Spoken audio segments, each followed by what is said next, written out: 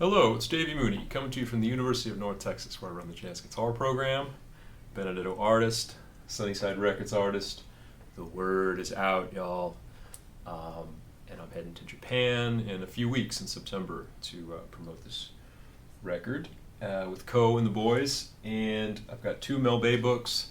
The new book is out. I don't have my copies yet. I think they're going to be in the mail shortly, but I've been hearing good things, good feedback from folks who have checked it out on jazz phrasing. It's called How to Achieve Great Jazz Phrasing, A Practical Method.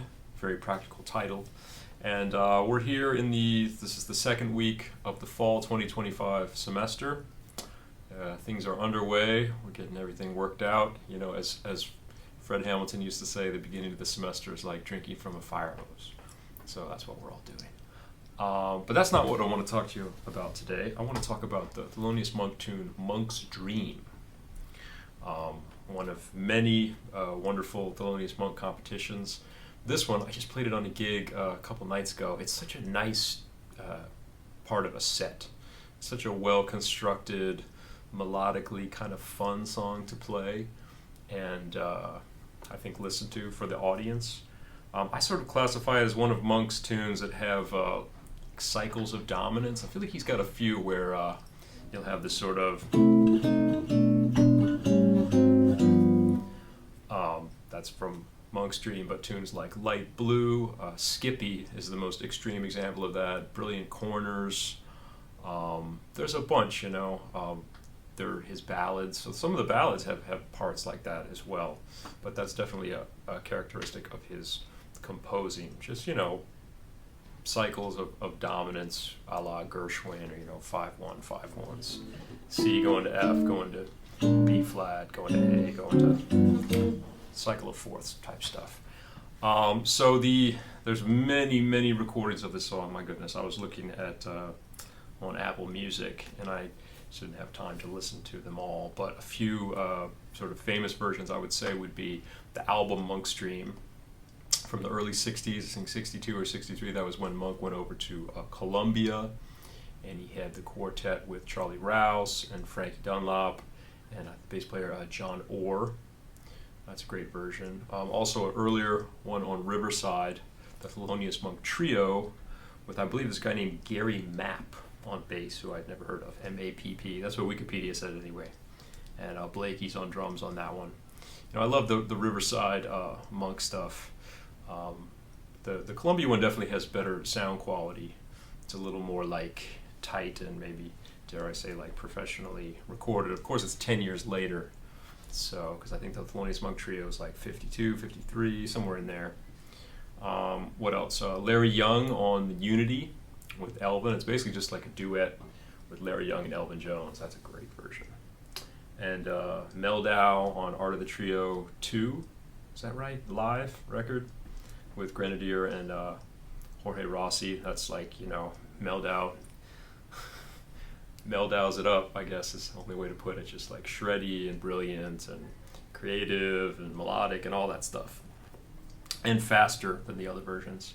And I grew up listening to the band Astral Project play this song in New Orleans with Steve Masikowski, Tony DeGradi, David Torkanowski, James Singleton, Johnny Vidakovich. So I've been hearing this tune for years and years and years.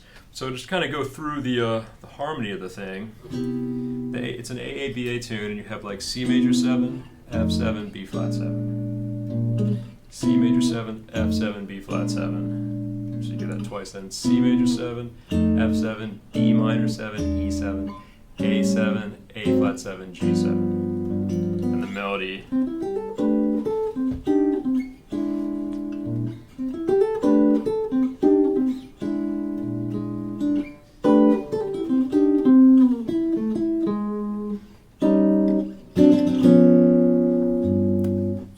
Twice, and then the bridge is all C7, and you have this, a lot of versions,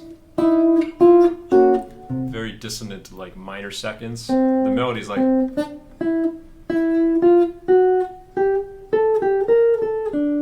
I think on a lot of versions, Monk will play minor seconds, so like C and B, D and D flat, E and E flat, and then like a G flat triad over C.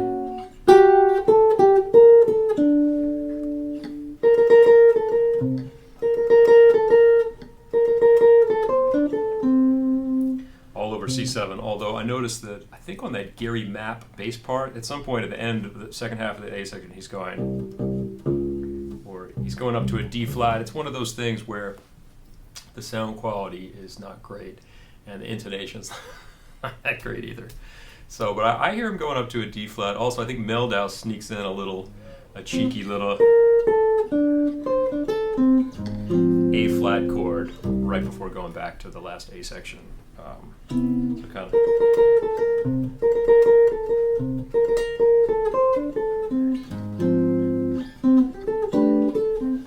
Last A.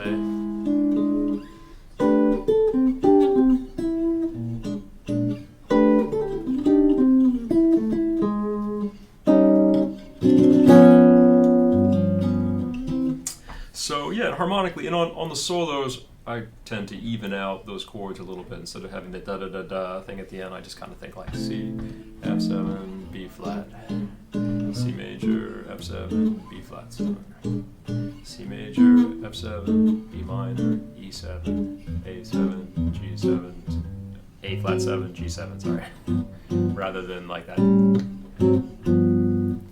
And it could be cool if the band sort of plays those hits and that rhythmic sort of over the bar line thing, and you just kind of stick to your guns with the cycle. But if you think about it harmonically, you know, we're in the key of C, you got C major, then F7 is like dominant 4 chord, right? A la kind of the blues 5 of this B flat 7, which by the wonders of subdominant minor functional harmony, so it's kind of like C major to F7 to F minor in a way, like a B flat 7, sharp 11 is like an F minor major 7 with B flat in the bass. Another way to think about it. And I mentioned that because that progression is in a million jazz tunes, you know, sort of 4 minor back to 1. And I learned that from Hank Mackey as subdominant minor. I heard around here some people call that like a backdoor 2-5-1, which in this case there's no, well, backdoor 5-1, like B flat 7 back to C. I never heard that term growing up, and I kind of like my subdominant minor thing. So it's kind of 1-4, and yeah, it's a 4 dominant. I notice on a lot of versions, so listen, that F7 chord doesn't necessarily get outlined, but I kind of like it when I'm playing because you get that guide tone line, right, of like E, E flat, D, and you can play some of those dominant cycle ideas that I think are a big part of Monk's music harmonically. I mean, I hear it in a lot of songs.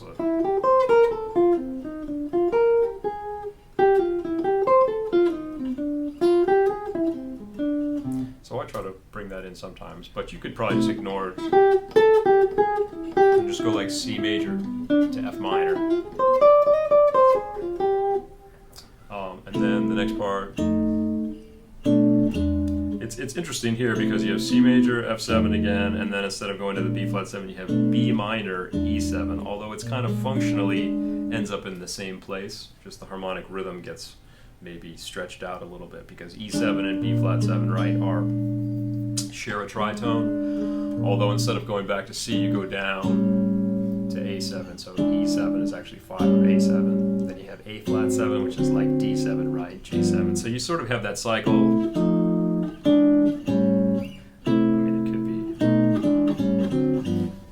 With tritone substitution, you could really think of it as like, also you could think C major 7, B7, E7, so like, sorry. You could think like,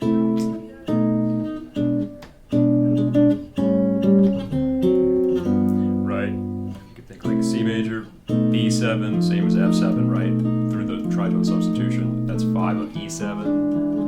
B minor E7, like an E7 sus to E7, A7, D7, G7. So it's very functional, is my point. Like that other Monk tune called Functional. And sometimes I'll play over that when I'm improvising over this tune, just to kind of give it an interesting, you know, against this harmony, like the band's playing this. I'm like,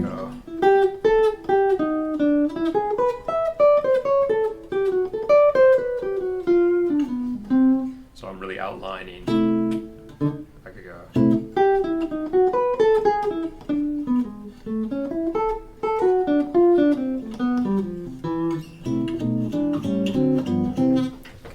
those chords, or just, stick a little closer to it.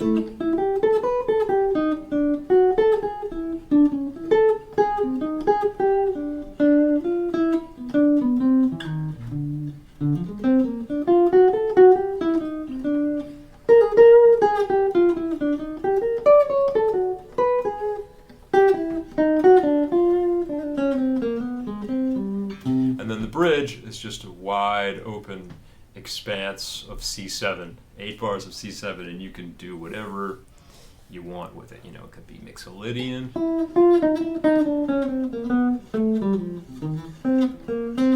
with chromaticism.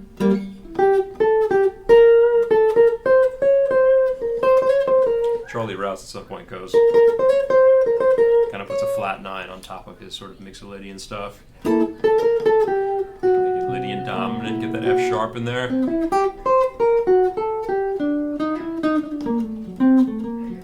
That would be kind of like adhering to the jazz minor theoretical concept that I talked about in my previous video. That was kind of how I learned about melodic minor harmony. Coming up, the idea that C7 doesn't go to F, right? It's not a 5-1, so it's a C7 that would be, you could play what Hank and Emily Remler and Steve Mazikowski back in the day described as like the jazz minor scale off the 5th, so like G melodic minor, right? Which then I learned was called a Lydian dominant. And, these names are kind of arbitrary. I was joking with my buddy Noel Johnston last night. Shout out to Noel Johnston, about how we should rename the modes. Like we could call the Dorian scale could be Mixolydian flat 3. And the Ionian scale could be, Lydian flat 4. I don't know. The names are kind of arbitrary, but the sound, we need to have a term, right, to describe the sound some kind of way. So that's a very specific sound of that C7 and G melodic minor scale. Although it gets kind of mixed up in my mind, and because I always play some chromaticism, so you could make it. You could definitely do some diminished stuff over that. See those 8 bars. Choose your diminished pattern. That thing, anything. At one point, he definitely plays on the melody like a G flat triad over C. So you could maybe, do like I don't know what that was. Triad pair like C and G flat might sound cool together.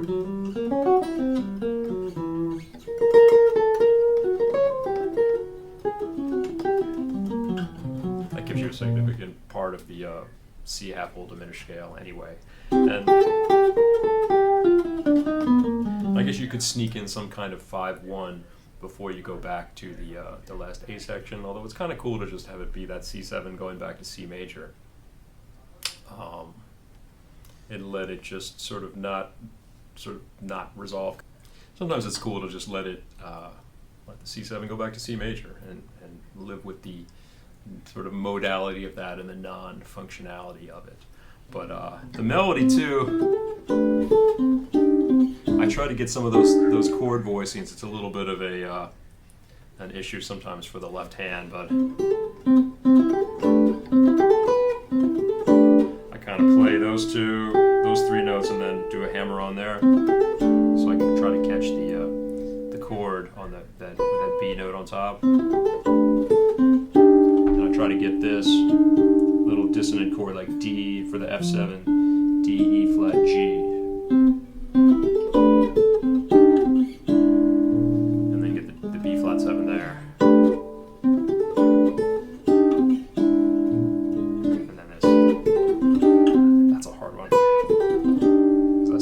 That chord, and then here I'm gonna go to my thumb so it's not too harsh, that part. Bridge, if I want to get those real dissonant things.